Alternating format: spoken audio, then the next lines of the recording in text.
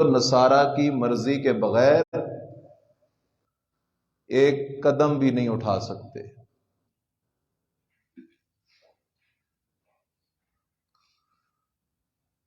ایک وقت وہ تھا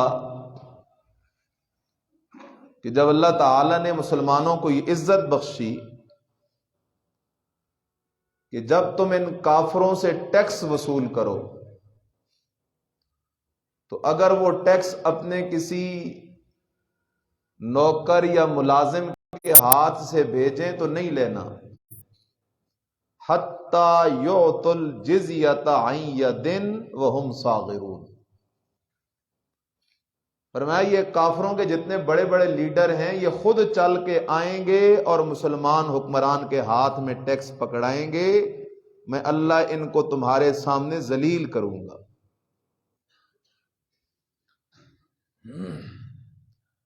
لیکن آج حالات بالکل اس کے برعکس ہیں۔ اس کی وجہ کیا ہے؟ اس کی واحد وجہ قرآن سے دوری اور جہاد فی سبیل اللہ سے دوری ہے۔ نہیں تو نمازیں آج پہلے زمانے سے زیادہ ہیں۔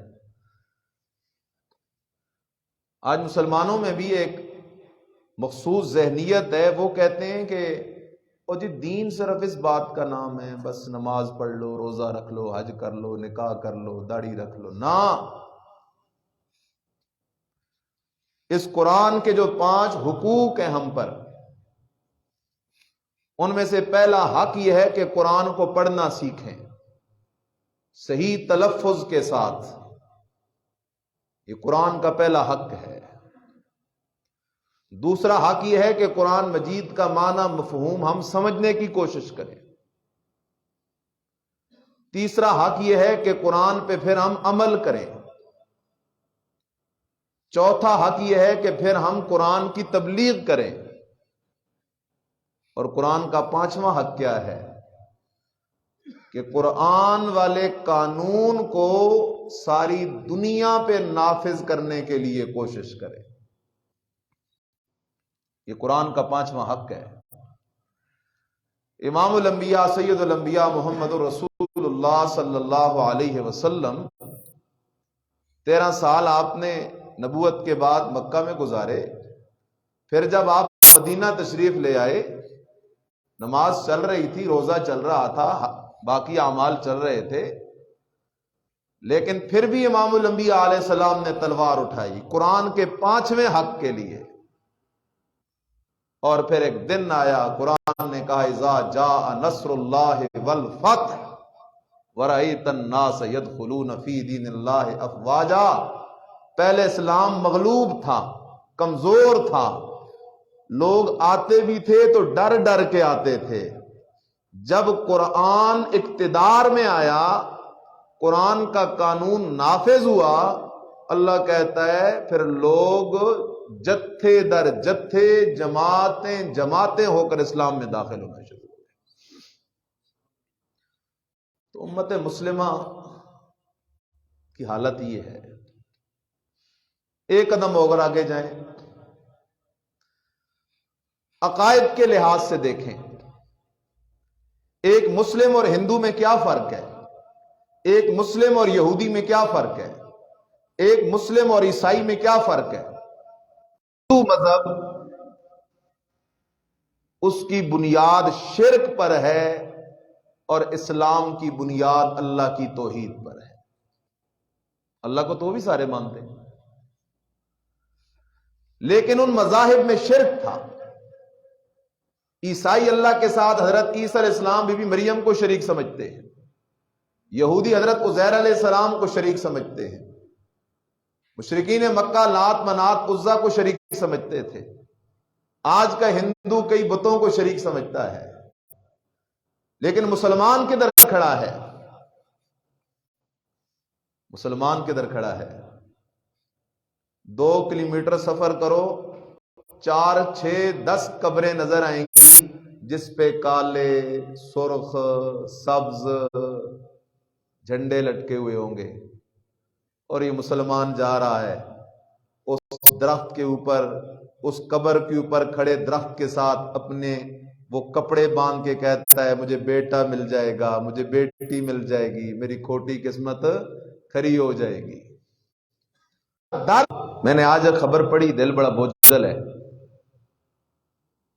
کہ ایک باپ نے بیٹی کے ساتھ زیادتی کی کوشش کی اور بیٹی نے باپ کو مار ڈالا۔ اللہ عالم بحقیقت الحال یہ کس چیز کے نتائج ہیں؟ قرآن اور نبی علیہ السلام نے ہمیں ایک علیحدہ رستہ دیا تھا جو یہود نصارہ کے رستے سے ہٹ کے تھا، اور ہم نے نبی علیہ السلام کا دیا ہوا رستہ چھوڑ کے پھر وہ رستہ، شاید بات تھوڑی سخت ضرور ہے لیکن مرنا ہے، اللہ کو جان دینی ہے۔ کب تک ہم دین کے معاملے میں ادھار کرتے رہیں گے؟ فکر کرنی چاہیے ہم سب کو۔ اور آگے آؤ، ہمارے معاملات دیکھو، مومن جتنا زیادہ کلمہ پڑھنے والے مسلمانوں کو سنانے، سمجھانے اور سمجھنے کی ضرورت ہے، اتنی زیادہ شاید غیر مسلموں کو بھی نہیں ہے۔ آج کیوں یہ بات کیوں ہے؟ آخر آج ایک بندہ، مجھ سمیت میں اپنی بات بھی کر رہا ہوں، آج مسلم معاشرے میں دو نمبری کیوں عام ہے؟ ہر چیز میں جھوٹی قسم، ناپ تول میں گڑبڑ، دو نمبر چیز کو ایک نمبر کر کے بیچنا۔ ایک قرآن کی آیت پڑھتا ہوں، حضرت لقمان حکیم نے اپنے بیٹے کو نصیحتیں جہاں کی ہیں نا، وہاں پر ایک آیت ہے بڑی عجیب، اس آیت کے دو مطلب علماء نے ذکر کیے۔ ایک مطلب میں آپ کے سامنے ذکر کرتا ہوں، یا بنی انہا ان تک مثقال حبۃ من خردل فتکن فی صخرۃ او فی السماوات او فی الارض یأت بها اللہ ان اللہ لطیف خبیر۔ حضرت لقمان حکیم اپنے بیٹے سے کہتے ہیں، بیٹا، انہا ان تک مثقال حبۃ من خردل، او بیٹا اگر ایک رائی کا دانہ فتکن فی صخرۃ، وہ گم ہو جائے بڑی چٹان کے اندر، او فی السماوات، یا آسمانوں کی بلندیوں میں، او فی الارض، یا زمین کی بستیوں میں۔ خیال کرنا، ایک رائی کا دانہ ہے، وہ پہاڑوں کے اندر گم ہو گیا، آسمانوں کے اندر گم ہو گیا، تینوں یا میرے بیٹے کو کہتے ہو، بیٹا وہ رائی کا دانہ سب سے تو گم ہو گیا ہے، لیکن اللہ سے وہ رائی کا دانہ بھی گم نہیں ہو سکتا۔ اللہ اسے بھی دیکھ رہا ہے، اللہ اسے بھی دیکھ رہا ہے، معیت باری تعالی ہے۔ اسی لیے تو غار کے اندر جب امام الانبیاء سید الانبیاء محمد الرسول اللہ صلی اللہ علیہ وسلم غار میں موجود ہیں، ساتھ حضرت سیدنا صدیق اکبر رضی اللہ تعالیٰ عنہ موجود ہیں، ایک دم ابو بکر صدیق رضی اللہ تعالیٰ عنہ پریشان ہو کے کہتے ہیں، یا رسول اللہ صلی اللہ علیہ وسلم۔ مومن اور منافق میں ایک فرق ذکر کیا علماء نے۔ مومن وہ ہوتا ہے جو لوگوں کے سامنے جو گناہ نہیں کرتا، تنہائی میں بھی وہ گناہ نہیں کرتا، کیونکہ اسے یقین ہوتا ہے اگر کوئی نہیں دیکھ رہا تو کون دیکھ رہا ہے؟ اللہ دیکھ رہا ہے۔ اور منافق کی یہ نشانی ہے، لوگوں کے سامنے بڑا صاف ستھرا فرشتہ بن کے رہے گا، لیکن جب تنہائی میں جائے گا تو پھر گناہ سے باز نہیں۔ ٹھیک ہے، ایک امتحان لیتا ہوں، اس امتحان میں تم کامیاب ہو گئے تو میں تمہیں سند دے دوں گا۔ کیا امتحان ہے؟ ان کو ایک ایک مرغی دے دی اور ایک ایک چھری دے دی، فرمایا لے جاؤ اس مرغی کو کسی ایسی جگہ ذبح کرو جہاں کوئی بھی دیکھنے والا نہ ہو۔ سارے چلے گئے، میں نے بڑی کوشش کی ہے لیکن جہاں بھی گیا ہوں تو میرا اللہ تو مجھے دیکھ رہا ہے۔ ضرورت تو لقمان حکیم نے عجیب نصیحت کی اپنے بیٹے کو. تو اس لیے عرض کر رہا ہوں آج امت مسلمہ ہر لحاظ سے نیچے آ رہی ہے. کیوں؟ اس کی واحد وجہ ہے کہ امت مسلمہ نے قرآن سے بے وفائی کی ہے. ہم میں سے کس نے قرآن کے حقوق ادا کیے ہیں؟ قرآن کے لیے میرے پاس بھی وقت نہیں، آپ کے پاس بھی وقت نہیں. اور صحابہ نے اپنی زندگیاں قرآن کو دے دی تھی. قرآن کا رنگ صحابہ پہ چڑھ گیا تھا. عیسائیوں کے بچے جب تھوڑے سمجھدار ہوتے وہ اپنے بچوں کو لے جاتے اور ایک تالاب تھا اس کے اندر اپنے بچوں کو غوطے دیتے اور کہتے الآن صار نصرانیہ، اب یہ پکا عیسائی بن گیا ہے. اللہ تعالیٰ نے قرآن اتار کی عیسائیوں کو جواب دیا صبغۃ اللہ ومن اللہ صبغہ.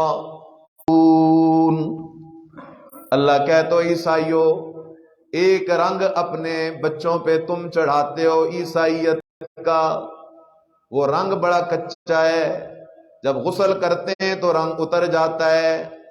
آؤ نا ایک رنگ میں اللہ چڑھاتا ہوں اپنے ایمان والے بندوں پہ. وہ جان قربان تو کر جاتے ہیں لیکن وہ رنگ نہیں اترتا. جیسے حضرت بلال حبشی رضی اللہ تعالیٰ عنہ لٹا دیے گئے انگاروں پر، عرب کی تپتی ہوئی ریت پر مار مار کے حضرت بلال کا برا حال کر دیا لیکن وہ رنگ نہ اترا. بلال پھر بھی کہتا ہے احد احد احد احد احد احد، اکیلا ہے، اس کا کوئی شریک نہیں. صبغۃ اللہ، رنگ اللہ کا. ومن احسن من اللہ صبغہ، کون زیادہ بہتر ہو سکتا ہے اللہ سے رنگ چڑھانے میں؟ اللہ تیرا رنگ کون سا ہے؟ فرمایا وَنَحْنُ لَهُ عَابِدُونَ.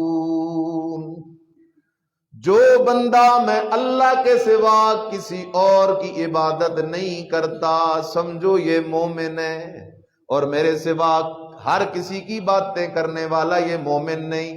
میں نے آیت پڑھی تھی، ذرا خیال کرنا. ساری خرابیوں کی وجہ قرآن سے دوری ہے. اللہ تعالیٰ اس آیت میں مجھے آپ سب کو خطاب کر رہا ہے یا ایھا الناس. اب دو رستے ہو گئے، ایک دین ایک دنیا. کافر صرف دنیا دار ہوتا ہے لیکن مسلمان پہلے دین دار ہے پھر دنیا دار ہے. کافر کاروبار کرتا ہے اپنی مرضی پہ، مسلمان کاروبار کرتا ہے اسلام کی مرضی پہ. سب سے بڑی نحوست تو یہ ہے کہ جو بندہ حرام سے باز نہیں آتا، اللہ کہتا ہے مجھ پہ لازم ہے کہ ایک دن میں اس کو اتنا فقیر کروں گا کہ اس کے پاس کچھ بھی نہیں رہے گا، میں اس سے سب کچھ چھین لوں گا. اسی طرح حرام خور کے چہرے سے اللہ نور چھین لیتا ہے، اس کی اولاد کو اس کا نافرمان بنا دیتا ہے. دنیا میں وہ اپنی اولاد کے ہاتھوں ذلیل ہوتا ہے. اس لیے خیال کر، اللہ کہتا ہے یا ایھا الناس، او لوگو، انا خلقناکم من ذکر و انثی، ہم نے پیدا کیا تمہیں من ذکر آدم سے، و انثی اما حوا سے. من ذکر و انثی مرد اور عورت سے، من ذکر و انثی باپ اور ماں سے. ہم نے تمہیں پیدا کیا، تمہیں پیدا کرنے میں کوئی ہمارا شریک نہیں. اللہ اکبر. آخری جملہ ہے.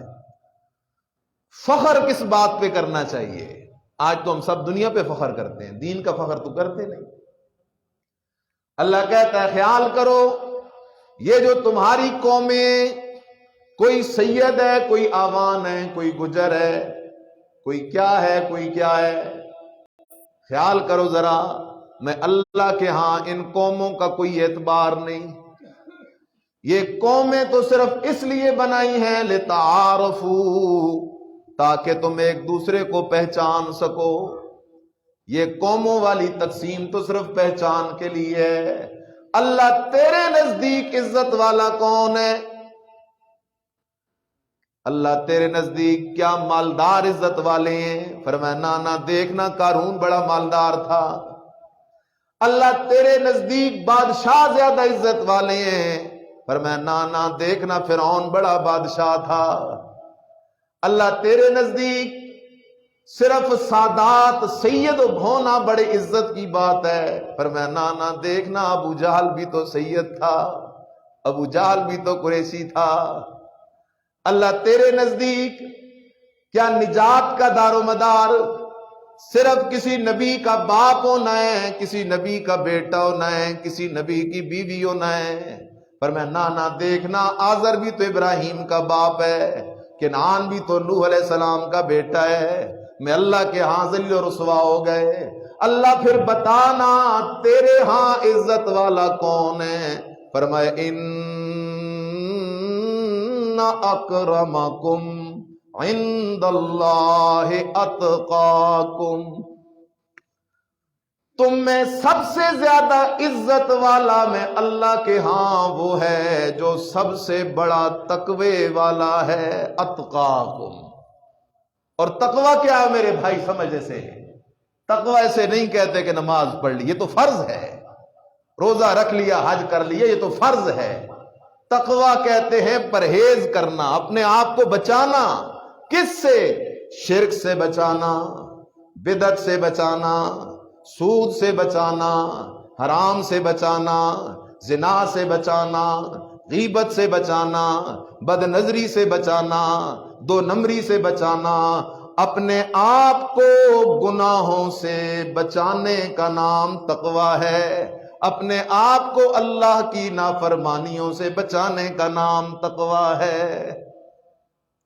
اگر ایک بندہ ساری رات مصلی پہ گزارتا ہے لیکن سود نہیں چھوڑ رہا، یہ متقی نہیں ہے، یہ فاسق ہے۔ ساری رات مصلی پہ گزارتا ہے، بدعت نہیں چھوڑتا، یہ متقی نہیں ہے، یہ بدعتی اور فاسق ہے۔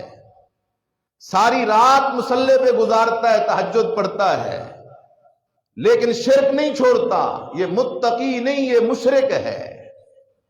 ساری رات عبادات میں گزارتا ہے، بد نظری نہیں چھوڑتا، غیبت نہیں چھوڑتا، سود نہیں چھوڑتا، حرام خوری نہیں چھوڑتا، یہ متقی نہیں ہے، اللہ کا باغی ہے۔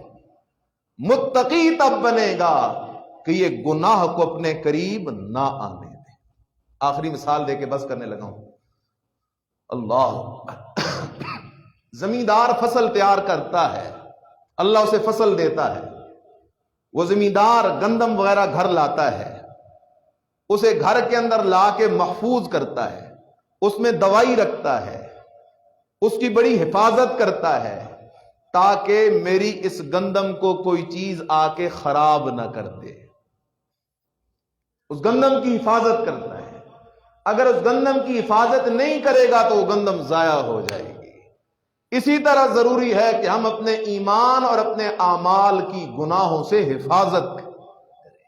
اگر گناہوں سے حفاظت نہیں کریں گے تو پھر حال برا ہوگا۔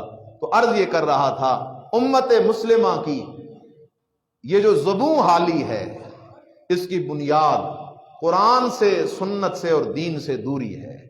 اس لیے ہمیں اپنی ایک نسبت، آج کل الیکشنوں کا دور ہے جی، ہر بندے نے اپنے اپنے جھنڈے اٹھائے ہوئے ہیں، لیکن مسلمان کا جھنڈا ہے لا الہ الا اللہ محمد رسول اللہ۔ دین سب سے پہلے، اسلام سب سے پہلے۔ میرے گھر میں خوشی آئے تب بھی اسلام، غم آئے تب بھی اسلام، دکھ آئے تب بھی اسلام، سکھ آئے تب بھی اسلام، تجارت کرتا ہوں تب بھی اسلام۔ ہر معاملے میں اسلام کو اگر ہم آگے رکھیں گے تو پھر اللہ مسلمانوں کو بھی عزت دے دے گا۔ اللہ مجھے آپ کو قرآن و سنت کے مطابق زندگی گزارنے کی توفیق نصیب فرمائے۔ آخر دعوانا الحمدللہ رب العالمین۔